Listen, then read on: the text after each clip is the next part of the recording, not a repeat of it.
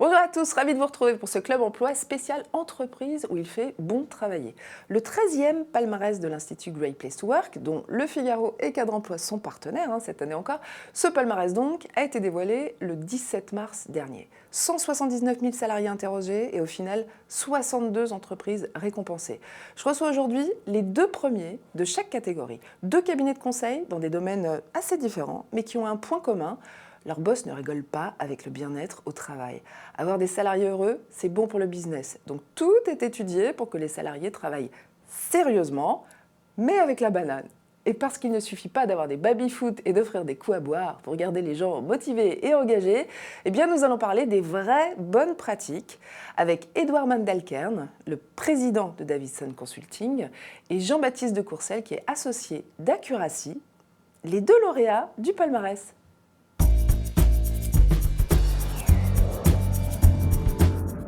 Édouard Mandelkern et Jean-Baptiste de Courcelles, bonjour. Bonjour. Merci Bonjour d'être là. Alors je rappelle, Accuracy, c'est un cabinet de conseil en finance, lauréat de la catégorie des entreprises de moins de 500 salariés, puisque vous êtes 250, c'est bien ça ? Exactement. Et puis Davidson Consulting, cabinet de conseil, mais en technologie, ingénierie, c'est comme ça qu'on dit, Édouard ? Et management de projet. Et management de projet, et vous êtes 1350 salariés, donc vous êtes dans la catégorie des plus de 500. Alors, première question, vous êtes tous les 2 à la première place de votre catégorie. Ça se fête, un succès comme ça ? Vous l'avez fêté ? Bien sûr. Alors, Qu'est-ce pour l'instant, que vous avez fait alors ? On l'a fêté calmement avec les différents collaborateurs qui étaient présents lors de la cérémonie. Oui. Et puis surtout, on a réservé une date dans les prochaines semaines pour fêter ça un peu plus sérieusement avec tous nos collaborateurs. Édouard, vous l'avez fêté, j'imagine. Oui, on l'a fêté avec... avec quelques fous furieux à partir du moment où le résultat a été connu, et ils sont nombreux dans cette entreprise. Ah oui, il y a eu une sacrée manifestation vocale. Ils étaient très heureux. On a été un peu salariés. dépassés, oui, absolument. Bon, donc alors... dans une boîte parisienne. Ah, pas mal. Alors, on va revenir aux choses sérieuses. Le fait que vous ayez été lauréat l'an passé pour Davidson Consulting, est-ce que vous pensez que ça vous a rapporté des clients qui aiment votre philosophie ? C'est-à-dire, vous avez beaucoup communiqué sur le fait que vous êtes une great place to work. Ça ramène des clients, ça ? Difficile à dire.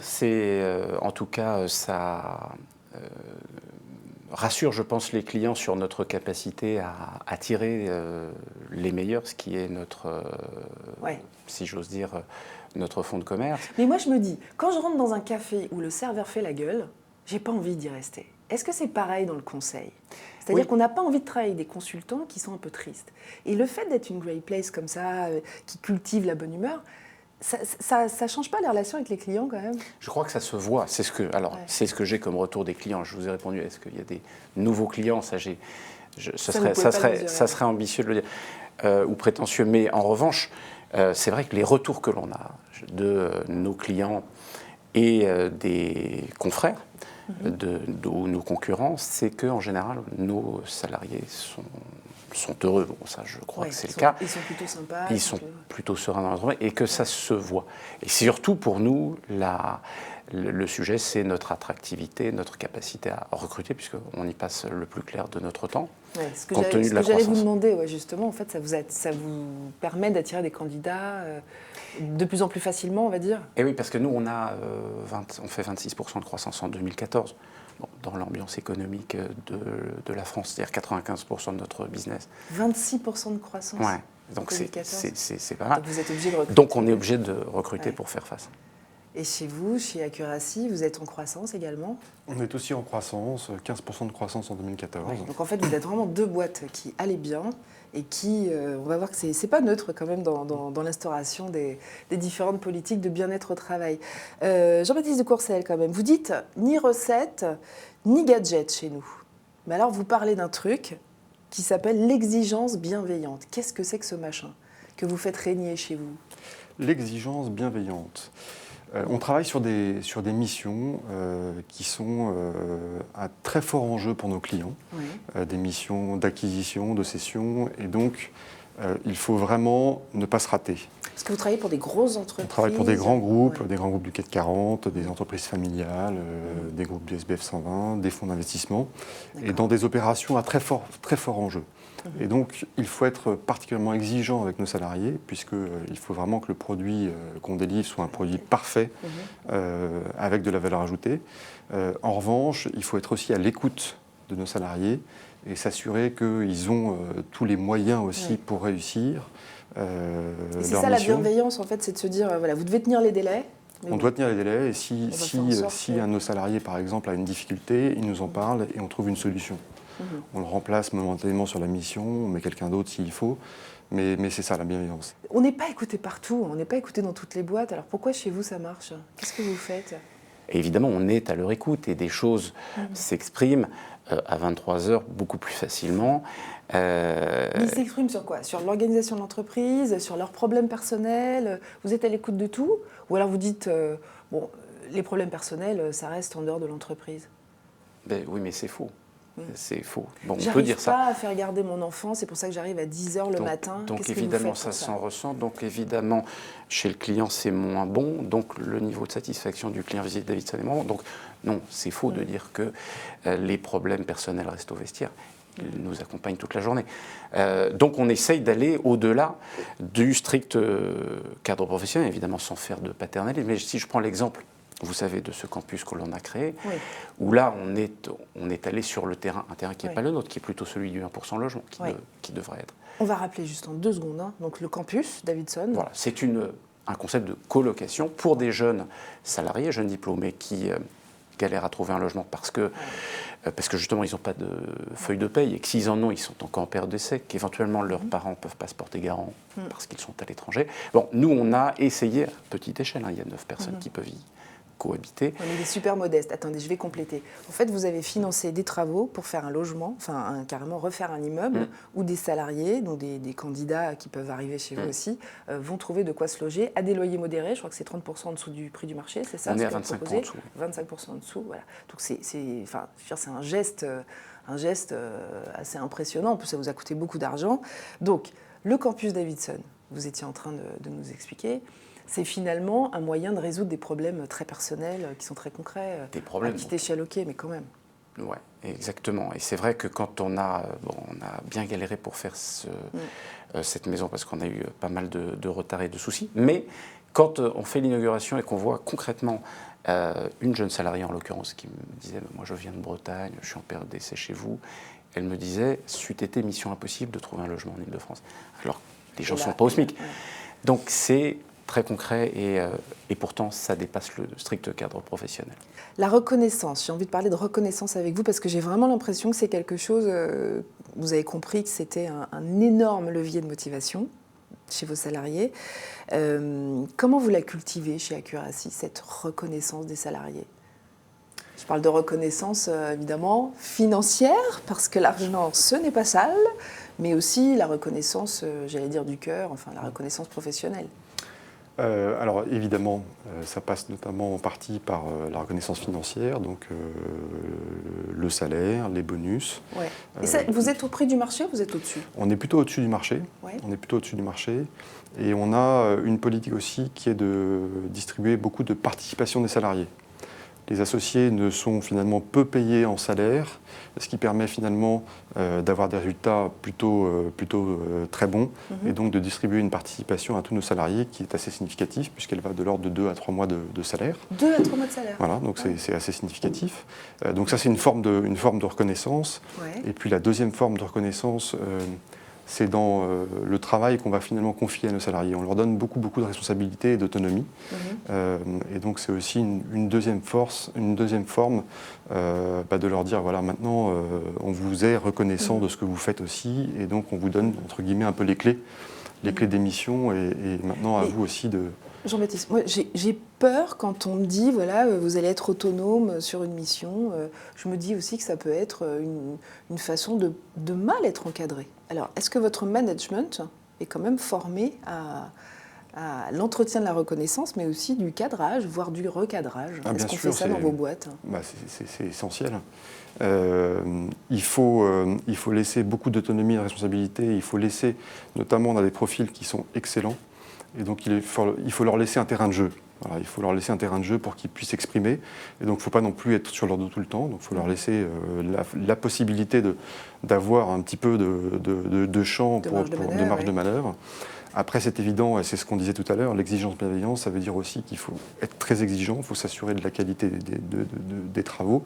Et donc, il faut que le management reste aussi très concentré sur ce qui est fait, regarde ce qui est fait et recadre éventuellement.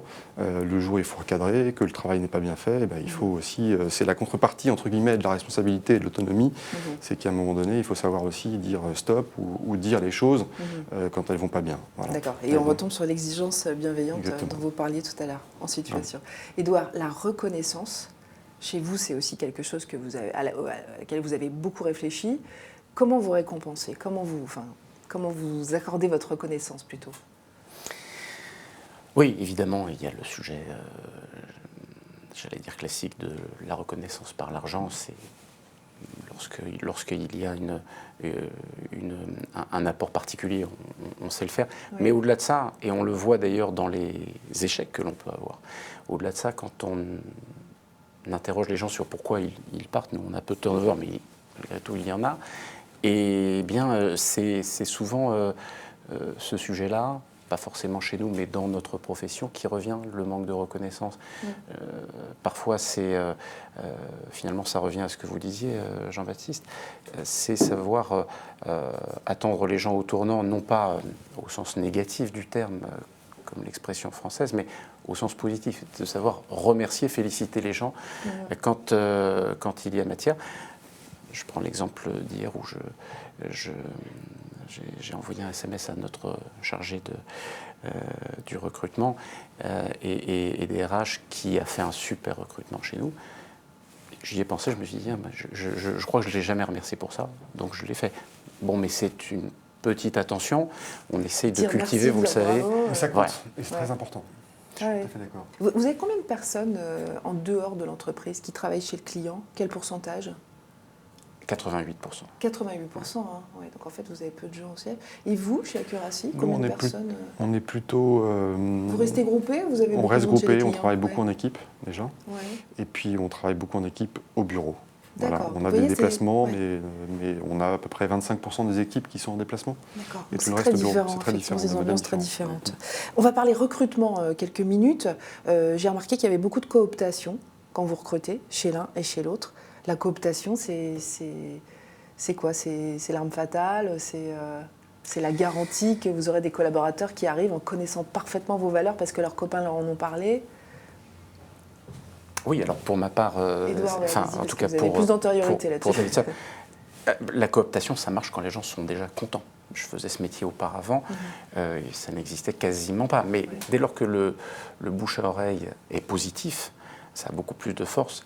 J'allais dire que quand nous faisons cette émission, c'est-à-dire quand moi je le dis ou Jean-Baptiste le dit, évidemment quand c'est son collègue de promo d'école ou quand c'est son collègue au travail qui dit « moi je me sens bien chez Davidson, tu devrais venir », ça a une autre force. Donc encore faut-il que le cooptant, lui, soit convaincu qu'il a intérêt, qu'il a intérêt. En tout cas, que son beau-frère ou son camarade sera content chez nous aussi. Ouais. Et la cooptation, chez vous, c'est important ? Alors, on a sans doute un peu moins de cooptation chez nous que chez Davidson, parce qu'on recrute beaucoup de nouveaux entrants, de juniors, et un peu moins d'expérimentés.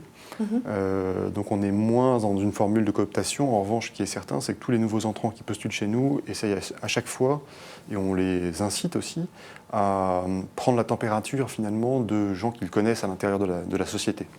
Vous avez recruté combien de personnes cette année ? Vous avez une idée ? On a recruté 35-40 personnes. D'accord. Et Edouard, chez Davidson, vous faites rentrer combien de personnes cette année ? En 2015 ? Oui. Je pense 300. 300 personnes, d'accord. Alors vous, dans vos annonces, vous avez réussi à lâcher la bride. C'est-à-dire que vos annonces, elles ressemblent à votre boîte, quoi. C'est fun, c'est drôle. Ça marche, ces annonces-là ? J'ai peur que vous terminiez la phrase par vos annonces, elles ne ressemblent à rien. Mais non, c'est plutôt drôle. Est-ce que vous n'avez pas des candidatures de touristes, quand même, un peu, des gens qui pensent que... C'est sérieux, les candidatures que vous recevez ? Non, c'est une vraie question, je me demande, moi. Mais finalement, ouais, non, mais c'est une vraie question. Quand on annonce la couleur, ça nous permet déjà de ne pas recruter les tristes cires. Mais je veux dire, au-delà de ça, quand finalement on fait confiance, je pense à la politique de formation, vous savez, chez nous, c'est open bar, donc on leur dit, c'est vous qui allez déterminer votre propre besoin de formation. On n'a aucune demande farfelue. On ne reçoit pas de demande pour faire de l'horticulture. Donc quand on laisse la responsabilité aux gens, la balle dans le camp de nos salariés, et c'est ce qu'on appelle la symétrie des attentions, c'est-à-dire finalement ça ne sort pas des cours. Mais vous les sélectionnez comme ça. C'est-à-dire votre sélection, elle est vraiment sur Baptiste, c'est pareil, sur la personnalité, sur quelqu'un qui est capable de mettre en place cette symétrie des attentions, c'est-à-dire savoir sourire pour avoir un sourire, etc. Vous les recrutez comme ça aussi? On fait très attention aux personnes qu'on recrute et on veut être sûr qu'en effet que... Que ce ne sont pas des tristes cires, vous le diriez comme ça aussi? Alors on peut le dire comme ça aussi. Après, nous, on est dans des métiers un peu plus d'expertise aussi, de temps en temps, donc on a des experts. Mais oui, on fait attention à ce que nos recrutés soient responsables. Voilà. Ouais. Vous avez remarqué que les embauches de cadres vont repartir cette année. C'est l'APEC qui nous l'a annoncé là, en début d'année, plus 3% par rapport à 2014. Et quand ça repart, les cadres, ils préfèrent aller dans des grosses boîtes. Et quand je dis grosses boîtes, c'est multinationales. Alors est-ce que vous ne pensez pas que vous allez avoir plus de difficultés pour recruter? Sous-entendu, est-ce que le fait d'être une Great Place, ça peut vous aider? C'est pas que ça peut, c'est que ça nous aide. Ça nous aide vraiment. Déjà? Oui, c'est déjà, le cas, bien déjà. sûr. Parce que vous êtes depuis 6 ans dans le palmarès. Ça fait 7 ans qu'on est sur le podium du Great Place to Work et on sent bien que les candidats viennent aussi chez nous parce qu'ils sentent qu'il y a un bon esprit, que c'est un endroit où il fait bon de travailler. Et donc il y en a beaucoup qui viennent pour ça.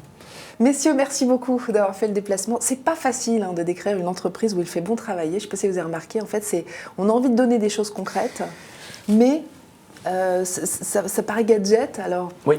J'aime bien parler de philosophie, mais en même temps, c'est pas très concret pour les gens. Écoutez, je vous invite à aller découvrir ces boîtes. Vous faites des journées portes ouvertes de temps en temps, non? Ça vous arrive? Non, on n'a pas eu cette idée. Pas arrivé. Voilà, une nouvelle idée pour 2015. Merci encore. Vous pouvez retrouver cette interview sur nos pages réseaux sociaux, sur nos sites internet bien entendu. Posez des questions, interagir, n'hésitez pas, on transmettra les questions s'il y en a. À très bientôt.